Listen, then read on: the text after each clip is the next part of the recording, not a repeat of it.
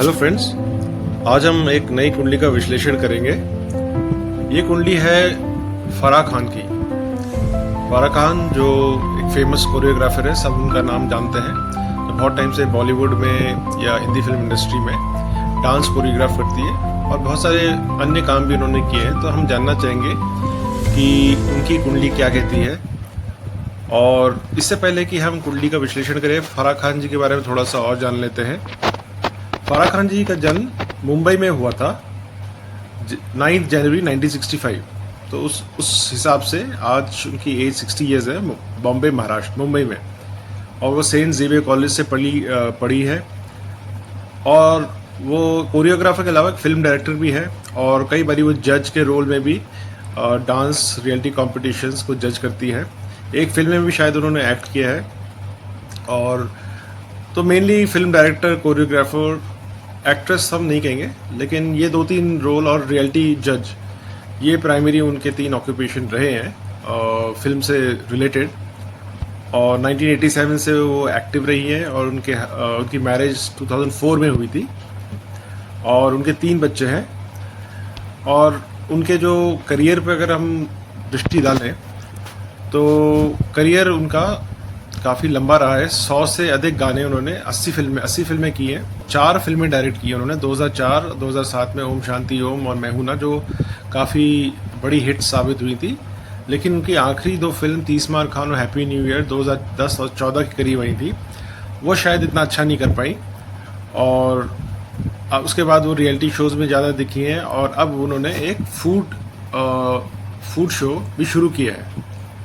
तो ये तो थी फराह खान मैडम की कुंडली के बारे में। अब हम वापस आते हैं उनकी कुंडली पर नज़र डालते हैं। तो जैसे कहा कि 9 जनवरी 1965 में उनका जन्म हुआ। अब देखिए, जो टाइम ऑफ बर्थ होता है वो बहुत ज़रूरी होता है, लेकिन कोई भी सेलिब्रिटी का टाइम ऑफ बर्थ इतना जानना इतना आसान नहीं होता, क्योंकि ये पर्सनल डिटेल्स होती हैं। और तो 2-3 तरीके होते हैं जिससे हम कुंडली बना सकते हैं। कई लोग चंद्र कुंडली के हिसाब से भी देखते हैं, कोई सूर्य कुंडली के हिसाब से देखते हैं, लेकिन जो एक्यूरेट कुंडली है वो तो फिर एग्जैक्ट टाइम ऑफ बर्थ से ही बन सकती है। तो अगर हम चंद्र कुंडली और सूर्य कुंडली के हिसाब से नहीं जाएंगे तो एक और तरीका है कि हम उस व्यक्ति या उस जातक के ट्रेट्स, बिहेवियरल ट्रेट्स या फिजिकल अपीयरेंस के हिसाब से और जो इवेंट्स उनकी लाइफ में घटित हुए हैं उसके हिसाब से कंस्ट्रक्ट करने की कोशिश करते हैं कि उनका लग्न क्या होगा। और राशि तो पता चली जाती है, लेकिन उनका लग्न और जो जिस हाउस या भाव में ग्रह स्थापित है उनके बारे में हमें थोड़ी रिवर्स इंजीनियरिंग करनी पड़ती है। तो उस तरीके से हमने थोड़ा इसका निकाला है कि इनका जो लग्न है वो मेष लग्न का है और राशि इनकी मीन राशि है। तो मेष लग्न के जातक जो होते हैं जनरली काफ़ी करेजियस, दिलेर, डेयरिंग होते हैं और लीडरशिप क्वालिटीज़ होती हैं उनमें, और कुछ कर गुजरने की भावना होती है जो मंगल ग्रह प्रदान करता है। तो ये उनके लग्न में दिखाई देता है। और उनकी राशि चूँकि मीन है तो ऐसे लोग काफ़ी नर्चरिंग, केयरिंग किस्म के लोग भी होते हैं, चैरिटेबल भी होते हैं। उनका माइंड इन चीज़ों में रहता है। वैसे तो उनसे बात करने में काफ़ी ब्लंट नज़र आती हैं और काफ़ी पोकर फेस्ड उनका ह्यूमर रहता है, विटी है, लेकिन ज़्यादा हंसती कम है। लेकिन अंदर ही अंदर आपको पता चलता है कि उनके हार्ड एक्सटीरियर के नीचे वो काफ़ी इमोशनल व्यक्ति भी होंगी और केयरिंग व्यक्ति भी होगी। ये उनकी मीन राशि की वजह से होता है। एक और चीज़, अगर उनके लग्न में हम दृष्टि डालें तो गुरु यहाँ विराजमान है। तो गुरु जब आपके लग्न में विराजमान होते हैं तो ये आपको विजडम और नॉलेज देते हैं, जो कि बहुत अच्छा है। और गुरु की दृष्टि अगर हम देखें उनके 5वें भाव और 9वें भाव में भी है और 7वें भाव में। तो जो उसका एस्पेक्ट है, तो गुरु का एस्पेक्ट इनके 5th भाव, जो 5वां भाव है, जो संतान का भी भाव है, इसको बहुत मजबूत करता है। तो हम जानते हैं उनकी 3 संतानें हुई हैं, ट्रिपलेट्स हुए थे। तो ये गुरु की कृपा से हुए और गुरु की कृपा इनकी वैवाहिक जीवन में भी दिखाई देती है, क्योंकि गुरु की दृष्टि इनके 7th हाउस पे भी है। और भाग्य भाव में तो गुरु की अपनी राशि में दृष्टि है। तो बहुत ही ज़बरदस्त गुरु ने इनको सपोर्ट किया है। अगर हम उनके धन भाव की बात करें, दूसरे भाव, तो यहाँ पे राहु उच्च के विराजमान है, जो दिखाता है उनको धन की ऐसी कोई खास कमी नहीं है। बहुत अच्छा धन अर्जित किया उन्होंने, जो भी अपने डिफरेंट प्रोफेशंस उसी फील्ड से रिलेटेड किए हैं, चाहे वो जज के तौर पे, चाहे वो कोरियोग्राफर का, चाहे वो डायरेक्टर, प्रोड्यूसर के हिसाब से हमें पता नहीं कि उन्होंने फिल्म प्रोड्यूस एग्जैक्टली की, उसमें हो सकता है लॉसेस हुए हों, लेकिन ओवरऑल इनकी धन की स्थिति अच्छा है। और जो धन भाव के स्वामी शुक्र है वो भाग्य भाव में विराजमान है, तो ये दिखाता है कि उनको शुक्र की वजह से उनका भाग्य का निर्माण हुआ है और अच्छी स्थिति में है भाग्य में, और कला की वजह से इन्होंने अपना धन अर्जित किया है। तो भाग्य ने इनको कला जगत में लाया और कला जगत से इनको धन की प्राप्ति हुई। थर्ड हाउस जो पराक्रम का भी भाव है, यहाँ पे सूर्य बुध और शुक्र की दृष्टियाँ इसको काफ़ी मजबूत कर रही है, तो वो काफ़ी दिलेर और दबंग किस्म की लेडी हैं, हम जानते ही हैं। और एक और चीज़, राहु, हम सेकंड हाउस की बात कर रहे थे, ये कई बारी आदमी को, हम जानते हैं थोड़ी ब्लंट भी हैं, कई बारी कुछ बोल देती हैं जो कई थोड़े विवाद हो जाते हैं या वो थोड़ा ब्लंटनेस ले जान जाती है। तो राहु सेकंड हाउस जो वाणी का भी भाव है, यहाँ पे भी ये इशू बना देता है। तो वैसे स्ट्रेट फॉरवर्ड होना अच्छा है, लेकिन कई बारी हमें वो चीज़ पब्लिक में नहीं बोलनी चाहिए। स्पेशली जो मीडिया के कलाकार लोग हैं वो इतने ब्लंट नहीं हो सकते, क्योंकि हर समय उन पर नज़र रहती है, तो उनको तोल मोल के तो बोलना चाहिए, लेकिन उनका ये स्वभाव नहीं है और इसी से वो उनके लिए पॉजिटिव भी है और नेगेटिव भी है। फोर्थ हाउस पे आते हैं जो सुख सुविधा का भाव होता है और माता का ही भाव होता है। यहाँ पे हम देखते हैं कि फोर्थ हाउस के स्वामी लॉसेस के भाव 12th हाउस में चले गए हैं और उस पर केतु की भी दृष्टि है। तो हो सकता है कि उनकी माता को थोड़े कष्ट रहे हों, क्योंकि अभी हम जानते हैं पिछले साल उनकी माता की भी शायद कुछ सर्जरीज हुई थी और मेरे ख्याल से वो अभी इस दुनिया में नहीं है। फिर था संतान का भाव है, इसमें गुरु की दृष्टि बहुत अच्छा कर रही है। शनि की दृष्टि जरूर है इसमें, लेकिन शनि की दृष्टि ये दिखाती है कि उनके जो संतान हुए वो थोड़ी डिले भी हो सकती है, ट्रिपलेट्स हुए, तो उन पर गुरु के आशीर्वाद तो है ही। 6th हाउस जो आपके रोग ऋण शत्रु का भाव है, मंगल विराजमान है बुध की राशि में, तो राहु से दृष्ट है, तो ये थोड़ा 6th हाउस उनका थोड़ा कमज़ोर है, तो हो सकता है उनको कुछ एलिमेंट्स रहे, या तो ब्लड प्रेशर या कुछ, स्पेशली मंगल और राहु की अंतर्दशा में केयरफुल रहना पड़ेगा, क्योंकि उनके एलिमेंट्स बढ़ सकते हैं। और मंगल हस्बैंड का भी कारक है, तो उनके हस्बैंड की जो सक्सेस है उनसे थोड़ा बहुत कम रह सकता है।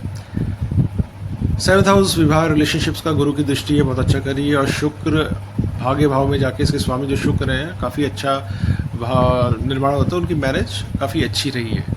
अभी 21 साल हो गए उनकी मैरिज को, तो 2004 में हुई थी, तो ये काफ़ी अच्छा दिख रहा है।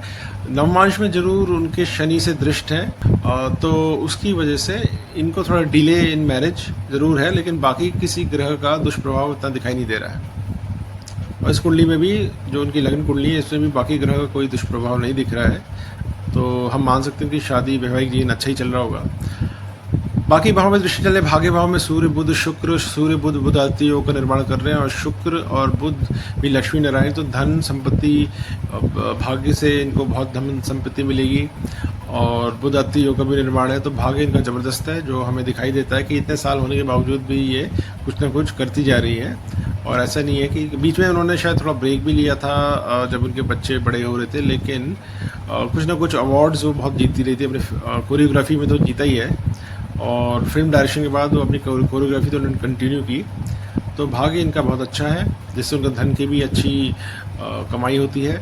और शनि भी उनके देखिए, शनि उनके 10th हाउस 11th हाउस के स्वामी हैं, और शनि 11th हाउस से विराजमान है, तो उनको करियर से काफ़ी अच्छी इनकम हो रही है। तो इस शनि स्वराशि है। 11th हाउस जो गेन्स और रिकग्निशन का भी भाव है, उन्होंने बहुत सारे अवार्ड्स भी जीते हैं, film fair awards continuously, national award भी शायद जीता उन्होंने एक बारी, लेकिन कुछ ना कुछ अवार्ड्स हमेशा जीतती रहती हैं। तो उनका 11th हाउस गेन्स हाउस बहुत अच्छा है।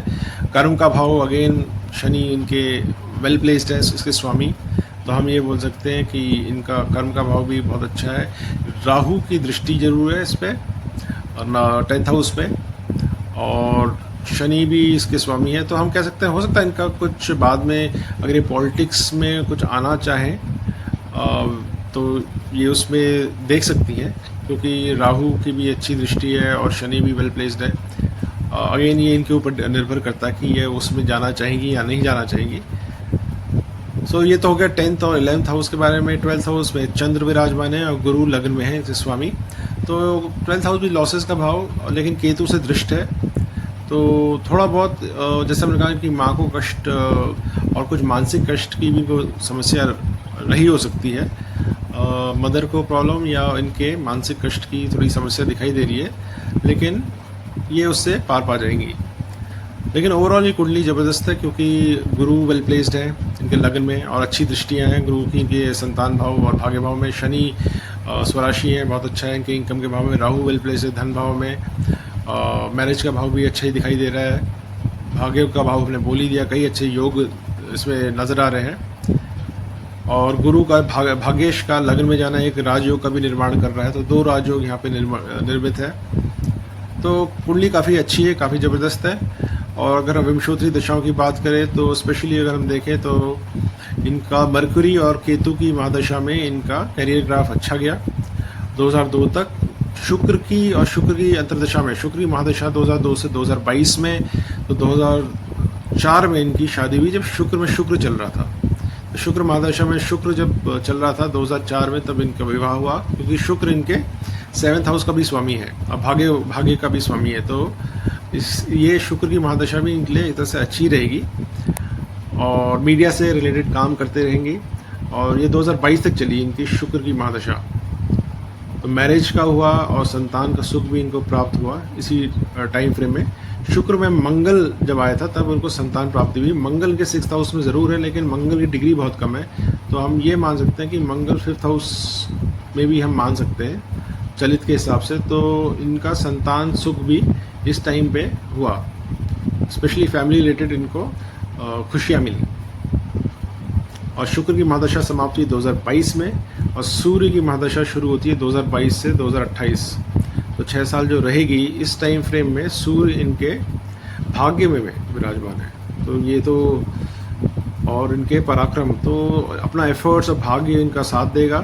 तो अगले 6-7 साल भी इनके लिए मोटा मोटी हम देखें तो हमें अच्छे ही नज़र आ रहे हैं, क्योंकि भाग्य में सूर्य है।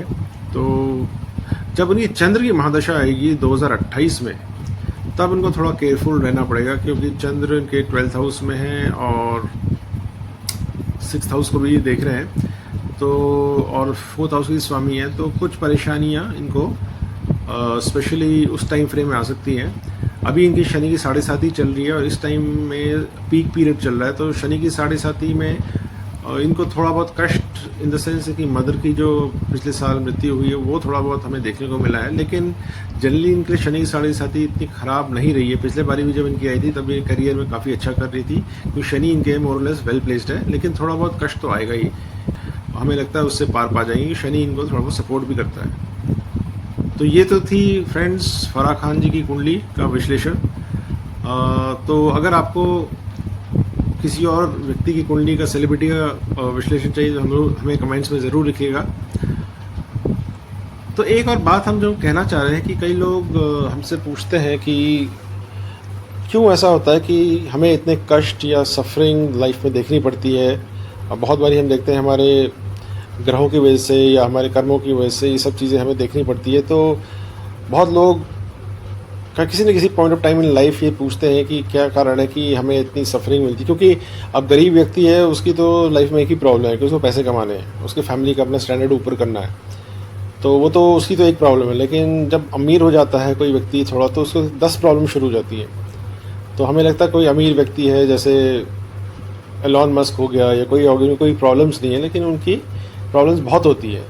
मैंने बहुत इंटरव्यूज़ देखे एलॉन मस्क के भी, वो कहते हैं कि वो नहीं चाहते कि कोई उनके जैसा हो, मतलब उनको मतलब ये है कि उनके जैसे प्रॉब्लम्स उनको देखनी पड़े। या एक बार हमने लता मंगेशकर भी इंटरव्यू सुना था, तो कह रही थी मैं नहीं चाहती कि अगले जन्म में मैं लता मंगेशकर बनूं, क्योंकि जो सक्सेसफुल लोग होते हैं उनको भी बहुत चैलेंजेस का, प्रॉब्लम का सामना करना पड़ता है। तो ये नहीं है कि सिर्फ सक्सेसफुल लोग ही या अनसक्सेसफुल लोग या जो गरीब है उसी को सब प्रॉब्लम्स दुनिया की आती है, लेकिन जो सक्सेसफुल है उनकी भी अलग तरह की प्रॉब्लम्स या चैलेंजेस आते हैं। तो क्या कारण है कि हमें, और या कैसे हम इसको डील करें। तो सबसे पहली बात ये देखिए कि हम एक धरती लोक पे, धरती में इसको हम मृत्यु लोक भी कहा गया, कि यहाँ पे आपको कष्ट और प्रॉब्लम्स तो आने ही आने हैं। तो या तो आप उनका हंस के मुकाबला कर लीजिए या फिर आप रो के कर लीजिए। प्रॉब्लम्स आपको या चैलेंजेस तो आने ही आने हैं, आप प्रॉब्लम्स को चैलेंजेस में कन्वर्ट कीजिए और इससे आगे बढ़िए। क्योंकि जब तक चैलेंजेस लाइफ में नहीं होंगे हम अपने कंफर्ट जोन में रहेंगे, और कंफर्ट जोन में जब तक रहेंगे हम ज़िंदगी में तरक्की नहीं करेंगे। तो ये भी कहा जाता है कई लोगों में जब हमारी आत्मा जब जाती है रहती है वहाँ पे तो सब टाइप के प्लेजर सुख रहते हैं, तो हम क्यों दोबारा धरती में आए यहाँ पे इतनी प्रॉब्लम्स फेस करने। तो यही कहा जाता है शास्त्रों में, स्क्रिप्चर्स में, कि और लोगों में सुख तो ज़रूर है लेकिन वहाँ पे संघर्ष नहीं है, और जब संघर्ष नहीं है तो फिर आदमी की ग्रोथ भी नहीं होती है। आप खुद ही देख लीजिए, अगर हम कंफर्ट जोन में हमेशा रहेंगे तो हमारी ग्रोथ नहीं होगी। जब तक हमें कोई प्रॉब्लम स्ट्रगल चैलेंजेस नहीं आएंगे तब तक हम कुछ हाथ पाँव भी नहीं मारेंगे, और हाथ पाँव नहीं मारेंगे तो हमारी ग्रोथ नहीं होगी। ईश्वर जो भी करते हैं वो सबके भले के लिए ही सोचते हैं, भले के लिए ही करते हैं, और ये जन्म जो मिला है हमें अपनी ज़िंदगी एक्सपीरियंस करने के लिए और आगे बढ़ने के लिए और ग्रो करने के लिए। सो फ्रेंड्स, वीडियो ज़रा लंबा हो गया, so please like share and subscribe. Till next time.